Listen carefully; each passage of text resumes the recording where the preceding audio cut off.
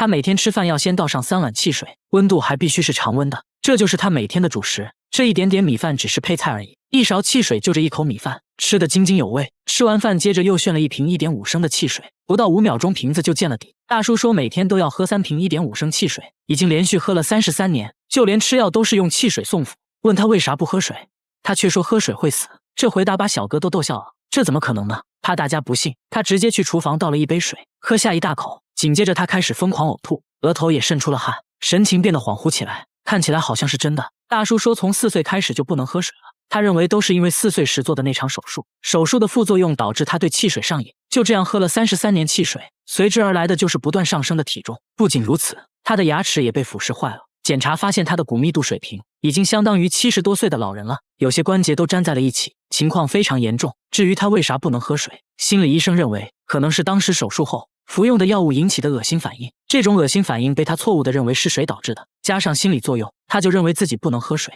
只要改变错误的观念就好了。几天后节目组回访，发现他把家里的汽水都丢了，现在每天都吃蔬菜，用新鲜果汁代替了汽水。你看33年的习惯都可以改变，所以说改变自己从来不会晚。大爷每天拿着一黑色笔记本，一到凌晨3点就独自来到这片墓地，对着坟墓喃喃自语。有人之前就经常看到他出入墓地，认为他手里拿的正是死亡笔记。这天凌晨大家刚来到墓地，果然就听到了说话声，还真看到了这位大爷。小哥刚想上前搭话，大爷却挥了挥手，转身向墓地深处走去，直到天亮才离开。即使在回家路上，大爷仍然在喃喃自语。大家实在好奇，问他到底在干啥，大爷却说自己在背诵韩国各地区的名字。至于为啥要在墓地背诵，是因为墓地比较安静，能够集中精力，而且手里拿的也不是什么死亡笔记，而是个地区的邮政编码。小哥随机出了几个问题，大爷都对答如流。晨练的时候也要大声背诵，走到哪都能成为焦点，连狗狗都被他吸引了。跟他来到家里，墙上还贴满了要背诵的东西。大爷都一把年纪了，为啥要让自己活得这么痛苦呢？真是奇怪。既然喜欢背，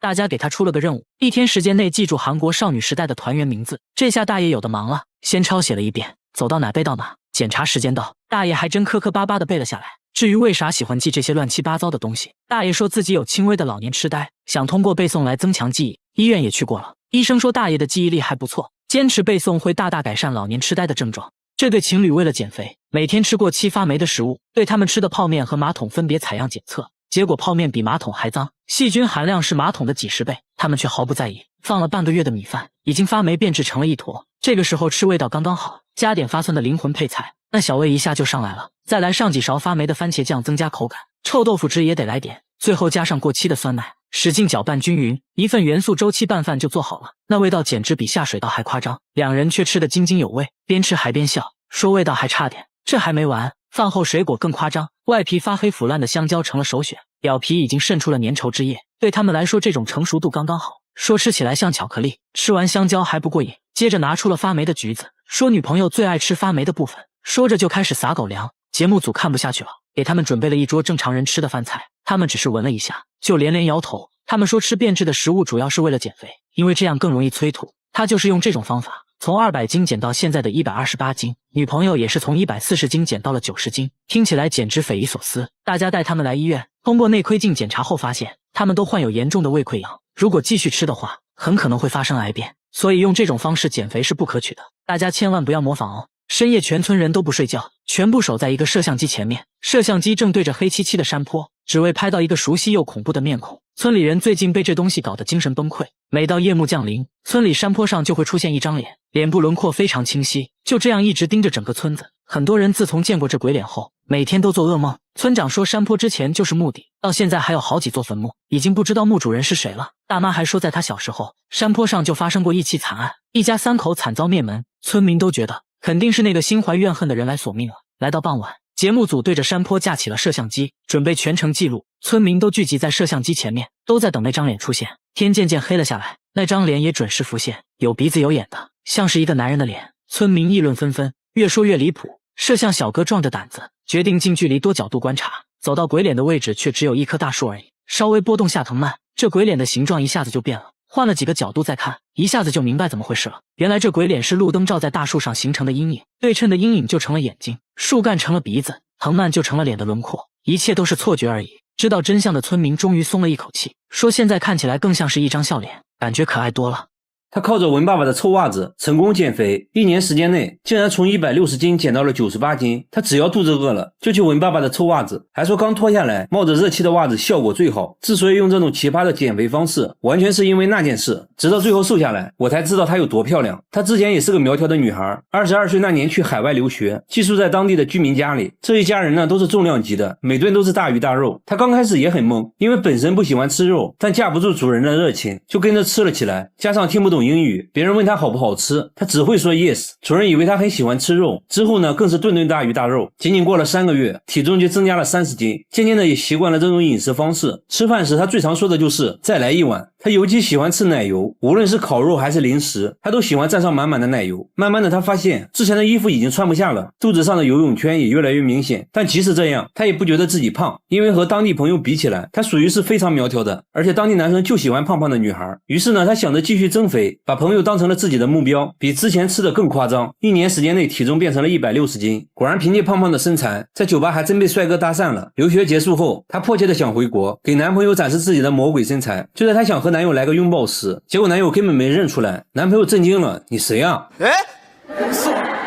隔天男友就提出了分手，理由呢也非常直接啊，你太胖了。他终于明白自己这不叫微胖，而就是胖，发誓要减肥。于是呢开始运动，接着控制饮食，坚持了没几天，实在饿得受不了了，就在放弃的边缘，突然传来了一股恶臭。抬头一看，就看到了爸爸的袜子，有这么臭吗？拿过来一闻，差点晕过去，瞬间就没了食欲，还不停的想吐。他突然灵光一现，通过闻臭袜子来控制食欲好像还不错。于是只要肚子饿了就去闻爸爸的臭袜子，刚脱下来的袜子效果最好，闻一下能顶一整天。再后来呢，他把臭袜子随身携带，父母吃饭他就闻臭袜子。就这样坚持用闻袜子的方式减肥，1年时间内他从160斤减到了98斤，之前的裤子穿在身上足足大了一大圈。但是大家不要模仿，这只是他个人的减肥方式，不一定正确，也并不适合所有人，搞不好还容易肺部感染脚气。减肥呢量力而行，健健康康最重要。每当他一觉醒来，秋裤上就会出现10多个破洞，更夸张的是10天内就烂了8条裤子。就算是新买的秋裤，也是穿一条烂一条，而且烂的部位还惊人的一致，破洞都出现在同一侧。最多的一条裤子有12个破洞，这些破洞大小不一，最大的有4厘米，最小的也有1厘米。为啥会出现这种现象？他百思不得其解。破洞出现的时间也没有任何规律，有时呢隔天出现，有时每天出现。更离奇的是，同睡一张床的丈夫裤子每天都好好的，大妈之前都是睡在床的外侧。出现这个情况后，还特意和老公换了位置，本以为就没事了，但她的秋裤还是每天都破。她觉得肯定是床上有什么小虫子，趁她睡觉的时候咬破的，于是把床翻了个底朝天，但并没有找到任何虫子。她一气之下更换了所有床单被褥，心想这次应该万事大吉了吧，万万没想到裤子还是照样烂。这离奇的现象在村里掀起了轩然大波，几个老光棍对着大妈的秋裤议论纷纷，他们猜来猜去，觉得这些洞很有可能是老鼠咬的，但这也说不通啊，为啥老鼠不咬棉被，也不咬丈夫的裤子，偏偏只咬她的秋裤呢？而且家里还养了一只猫，整天呢就睡在卧室里。大妈还说，如果是老鼠咬的，自己不会一点感觉没有。这时又有村民提到，他家后面就是山林，会不会是什么野生小动物咬烂的？于是我们在山上进行了仔细的搜索，并且在房子周围都撒上了石灰。可是几天过去了，石灰上并没有留下任何痕迹。村里上过高中的村民又说，会不会是某种化学药物腐蚀导致的？但这个猜测很快就被否定了，因为裤子上没有任何腐蚀留下的痕迹，洞口边缘都是干干净净的，而且大妈的腿也毫发无伤。村子里有300多户人家，为什么只在她身上发生了这种离奇事件？会不会是因为得罪了人？但她老公说，如果是有人蓄意报复，唯一的通道就是屋后的这扇窗户，但窗户非常结实，根本不可能有人能通过这里。一番调查分析下来，还除了能想到的种种可能，依然找不到答案。大妈更慌了，秋裤依然每天破洞，最近还经常做噩梦，常常分不清是现实还是在做梦，事情变得越来越离奇。最后我们找来了专家对着破洞研究了半天，看着破洞的边缘形状，专家认为很有可能就是老鼠咬的。大妈觉得很搞笑，为啥老鼠不咬丈夫的秋裤呢？专家猜测说，老鼠可能在打窝的时候用到了大妈的一些衣物，就比如破袜子之类的，并逐渐对衣物上的气味形成了条件反射。最近频繁咬秋裤，可能是他又做了新窝，急需装修，于是就出来寻找熟悉的气味，就这样看中了大妈的秋裤。他家天花板上不停地飘来一股恶臭，闻着像腐尸的味道，不得已只能用胶带把天花板的灯孔封了起来，但臭味反而越来越大，连厨房上面也传来了恶臭。不过最臭的还要数卧室，一开门恶臭扑鼻而来，比鲱鱼罐头还要臭。丈夫对于这种气味表示还好，因为他有鼻炎闻不到，但这可苦了大妈了，经常被熏得睡不着，久而久之患上了神经衰弱，甚至只能吃药才能入睡。大妈给家里装了4台空气净化器，客厅、厨房、卧室各放1台，全天24小时开着，睡觉还要把净化器都搬到卧室里，天一亮他就出门，家里一刻都待不下去。这臭味已经持续了3年，到底是从何而来？大妈认为是楼上传下来的，但楼上好像并没人住。奇怪的是，半夜还总能听到高跟鞋走路的声音，想想都觉得诡异。为了搞清楚怎么一回事，专家带着专业设备来家检测，先检测了客厅天花板，接着又是厨房卫生间，都没有检测到任何数值。随后来到卧室，瞬间数值爆表，越靠近化妆台数值越大。化妆台上的一个小盒子引起了专家的注意，大妈说这个是保湿霜，已经很久没用过了。拧开盖子，一股恶臭袭来，差点把专家送走。用仪器测了一下，这气味的数值超过了34。要知道啊，马桶下水道的气味也才20左右。仔细检查后才发现，保湿霜早就过期变质了，也就是说家里的恶臭就是从保湿霜里传出来的。因为一直开着卧室的窗户，臭味就被吹得满屋都是。解决了臭味问题，下面大叔又出现了难以解释的问题，他可以死而复生，他每天都要死一次，死之前还要做一番诡异的仪式，穿着奇怪的衣服，对着太阳不停地挥手，嘴里还一直念着奇怪的咒语，接着从悬崖上纵身一跃，跳进了大海。节目组惊呆了，赶紧上前查看，看了一眼悬崖，差点尿裤子。悬崖有5层楼那么高，悬崖下的海浪非常狂野，礁石密布，稍不注意就会粉身碎骨。然而却发现他一点事没有，正在从悬崖底上往上爬。他还说19年来每天都要做一次。问他是受到什么刺激了吗？他也不解释啊，只是说狂浪是一种态度，狂浪是不被约束，要爱你就来。哎，真的是奇怪，路人都觉得从那么高的地方跳下去肯定会死，但他说这也是有诀窍的，跳下去的瞬间手臂要张开，在接触到水面之前要将身体向后翻转，就可以尽量避免受到伤害。而且呢，跳崖时机很重要，要等海浪打过来才可以跳，让海浪充当气垫。但即使这样还是免不了受伤，腿上布满了伤痕，连后脑勺都有一条5厘米的伤疤。但就算遍体鳞伤，他还是坚持每天跳一次，慢慢的就跳成了网红，甚至还在悬崖旁边开了一间网红餐厅。最后呢，他也终于说出这样做的原因。原来在200年前，一位神父为了爱情放弃了宗教信仰，由于世俗的压力，他们不得不分手。神父伤心欲绝，跳进了大海。他之所以这样做，是为了纪念这伟大的爱情，真的是有够狂浪。而下面这家人遇到了更神奇的事，他收到了一封来自16年前的信，上面显示信件是2002年从美国寄来的，关键信还是自己写的，这怎么可能呢？自己根本没去过美国，一家人都觉得不可思议。查看监控，发现信就是邮局的人送来的。母亲回家时顺手取了出来，虽然过去了16年，信件依旧保存完整，表面也干干净净。他百思不得其解，仔细想了想，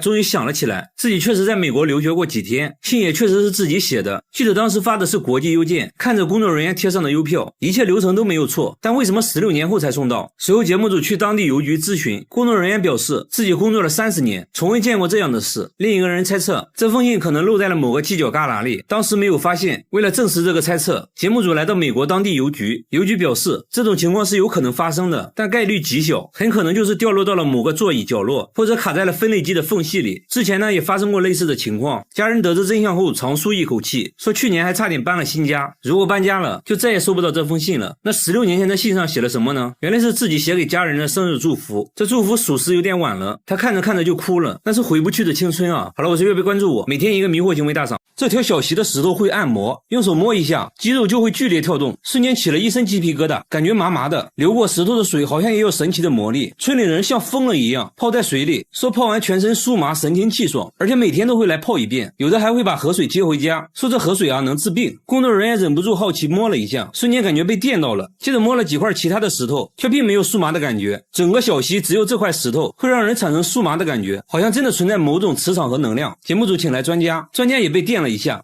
真的是奇怪。顺着溪流往上游走，就发现了一间房子，刚想开门咨询，却被门把手电了一下，用电笔一测，门上果然有电，而且看样子很久没有人住了。用电线把房子和旁边的石头连起来，电压竟然高达25伏，这就很反常了。电表拉闸后，电压接着就变成了0，而且那块石头也不再让人产生酥麻的感觉。很明显了，这座房子在漏电，电流传导到了石头上，所以才会让人产生酥麻的错觉。维修好了短路位置，石头也变成了普通的石头，村民却很伤感，这么舒服的按摩方式以后再也享受不到了。刚解决完石头的问题，下面这个西瓜又发生了新的问题，医生竟然在给西瓜做 CT， 因为这个西瓜发芽了，明明买的时候好好的，仅仅过了1个晚上就长出了新芽，而且还在肉眼可见的生长。西瓜表面没有任何腐烂的迹象，嫩芽是硬生生从里面挤出来的，并且西瓜重量也变轻了。大叔说自从西瓜开始发芽后，家里发生了很多神奇的事，自己身体感觉年轻了不少，认为这些都是西瓜带来的好运。这下好了，大叔都不敢吃了，直接供了起来，每天还要烧香磕头。周围村民听到这个消息都很震惊，这个村民就说自己活了25年，从来没听说过这种事，连这位种了50年西瓜的果农都是第一次听说。有人认为西瓜一定是被高人加持过成精了，才会会产生神奇的力量。为了搞清楚怎么一回事，节目组带西瓜来到医院，准备给他照 CT， 反复照了几次。医生说从片子上可以明显看到西瓜内部已经腐烂了，和正常西瓜对比下，这一片黑黑的就是腐烂部位。只要有合适的温度和湿度，种子就有可能在内部发芽，也可能是瓜农使用了催熟剂导致了发芽，最终顶破表皮冒了出来。种子这是非常罕见的。得知真相的大叔直接把西瓜丢在了阳台，尴尬的笑了笑，说以后不会再给西瓜磕头了，希望新芽能好好生长，到时候就可以吃新鲜西瓜了。然而发芽的还不止西瓜，下面这个更加不可思议，泡在酒里5年的人参竟然死而复生，长出了新芽，新芽已经长到了6厘米，根系也变得更加发达。人参是大叔自己挖到的，泡酒之前就把芽都剪掉了，现在还能看到修剪的痕迹。泡完的酒一直放在仓库里，至今已经5年了。万万没想到这一泡竟然泡出了怪事，邻居都说这颗人参成精了，是千年不遇的宝贝，甚至有人出价100万想要买这瓶神酒，但都被大叔拒绝了。大叔对这瓶药酒百般呵护，说喝了这酒啊，气色都变好了。然而药酒专家却表示，泡在酒里的人参是不可能存活的，况且还是52度的高度酒，猜测可能是主人泡酒时加入了豆芽，把豆芽误以为是人参发芽了，但主人却说并没有往酒里加过豆芽，还展示了最初泡酒的照片。人参确实没有发芽，因为朋友见过他泡酒，大叔给朋友打电话确认，朋友也说当时人参没有发芽。那人参是如何死而复生的呢？节目组找到大学教授，准备对人参进行解剖，取下一点在显微镜下观察。教授说，在生物学的角度来说，其实人参早就死了，但死掉的东西怎么可能发芽呢？教授猜测说，刚开始泡酒的人参是新鲜的，可能本身就已经长出了芽孢，只是看不出来而已。而且人参表皮非常坚硬，可以防止酒精短时间内渗透到里面，所以刚泡在酒里的人参还能存活一段时间，芽孢也能继续生长一个阶段。还有个猜测是，瓶子的密封性不好，瓶内可能含有氧气，还未死掉的人参就有可能继续生长发芽。人参发芽的谜团终于被解开。好了，我是月贝，关注我，每天一个迷惑行为大赏。这只狗每天都要偷鞋，还专偷有脚气的鞋子。奶奶的鞋就经常无缘无故的消失，大冬天只能光脚走回家。节目组来到他家，奶奶却让工作人员离门口远一点。不一会儿，门口就出现了一只狗，他仔细闻了闻，确定是奶奶的鞋后，叼起来就跑。工作人员赶紧追，眼看就要追上了，狗狗丢下鞋子开溜了。奶奶说，狗狗好像时刻监视着自己，每当脱下鞋，没一会儿就被它叼走了。不过还好，狗狗每次把鞋藏在固定的地点，奶奶都可以找到。现在它每2天去捡一次，这样正好能捡回1双。奶奶很困惑，为啥它只偷自己的鞋？节目组猜测，可能是奶奶的鞋气味独特。接着还做了个测试，让村民把鞋子都放在一起，看狗狗会如何选择。只见它从头到尾闻了一遍，很快就分辨出了奶奶的鞋，接着又叼走了。这次呢，节目组让奶奶穿1双新鞋，看狗狗还能不能分辨出来。奶奶穿着新鞋走了一圈，脱掉鞋子进屋后，狗狗就出现了。它像之前一样挨个闻，很明显，新鞋对狗狗的迷惑性很大。狗狗稍微有点犹豫，确认再三后，还是挑出了奶奶的新鞋。那它为啥痴迷于偷鞋？宠物医生说，狗狗把偷鞋当成了一种游戏，认为偷鞋可以吸引人们的注意，进而得到人们的关爱。不过要论奇葩，还得看下面这个。每到深夜，酒吧里就会出现满地的便便，花盆里的土被刨了出来，卫生纸也被撕得粉碎，到处都是一片狼藉。关键呢，钱也没有少。酒吧老板觉得这应该不是人，节目组决定近距离观察。等了好久，墙壁上突然传来声音，一块泡沫板在自行移动，工作人员都快吓尿了，壮着胆子继续观察。这时一只毛茸茸的脑袋探了出来，原来是一只黄鼠狼。只见它来到草坪上一阵翻滚，这也太舒服了吧。随后就开始找酒喝。黄鼠狼很警惕，时刻都在观察门口的情况，但它拉的便便越来越多，店主很苦恼，决定用笼子把它抓住，先在笼中放入食物，接下来只需要等它上钩。晚上黄鼠狼再次出现，直接就被食物吸引了，但它非常谨慎，在入口徘徊了很久，最终没能抵挡住诱惑，但是呢并没完全钻进去，留了一半身体在外面，叼上一块食物就退了出来。这也太好吃了吧，吃完后没忍住又钻了进去，这次呢完全钻进了笼子里，吃完才发现中了圈套，对着入口一顿挠，没想到还真被它挠开了。工作人员看得目瞪口呆，决定再试一次。黄鼠狼这次犹豫半天都不敢进去，但大鸡腿实在太香了，还是钻了进去。这次呢成功抓到了它，随后把它带到野外放生了。好了，我是预备，关注我，每天一个迷惑行为大赏。大妈38年没摘过口罩，即使睡觉也不摘，从没有人完整的看过她的脸。有人说口罩下面的脸非常恐怖，看了就会做噩梦，只有在她洗脸的时候会摘掉，但从不照镜子，洗完脸就要赶紧戴上。节目组想让大妈摘掉口罩，也被拒绝了。不仅如此，她还一直用手扶着脸，好像很痛苦的样子，说必须要手动把眼皮翻开才能看清东西。大妈从衣柜拿出自己年轻时的照片，